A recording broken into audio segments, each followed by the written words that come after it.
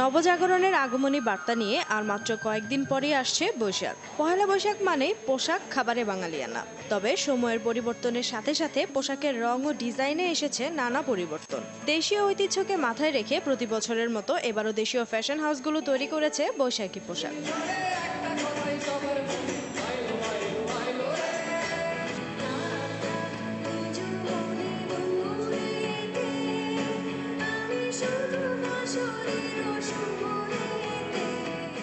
আর এমনই জনপ্রিয় 10টি ফ্যাশন হাউসের পোশাক নিয়ে আরটিভি আয়োজন করেছে বৈশাখী ফ্যাশন উৎসবের।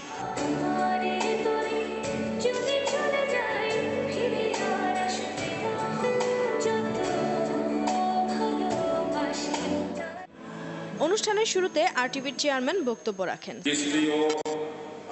মানুষের প্রত্যাশাকে আমাদের হৃদয়ে ধারণ করে নতুন বছরে এগিয়ে যাব, আমি এই শুভকামনা করছি।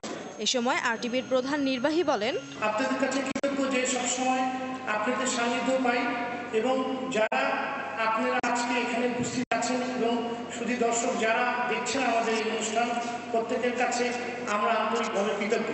রঙিন এই ফ্যাশন উৎসব আয়োজন করায় আরটিভিকে ধন্যবাদ জানান অংশগ্রহণকারী ফ্যাশন ডিজাইনারেরা। আরটিভি এরকম একটি অ্যারেঞ্জ করার কারণে যেটা হচ্ছে মানুষ অনেক তাড়াতাড়ি জানতে পারছে বৈশাখী কালেকশনগুলো কীরকম হচ্ছে এবং কীরকম এবার ট্রেন্ড হতে পারে বা আমাদের নিজস্ব কি আছে। আমরা যুগ যুগ ধরে এই লাল সাদার মধ্যে বৈশাখকে উদযাপন করছি, সেই কথা বিবেচনা করে অবশ্যই আমরা লাল এবং সাদার কম্বিনেশনে এবার বৈশাখের প্রোডাক্ট তৈরি করেছি।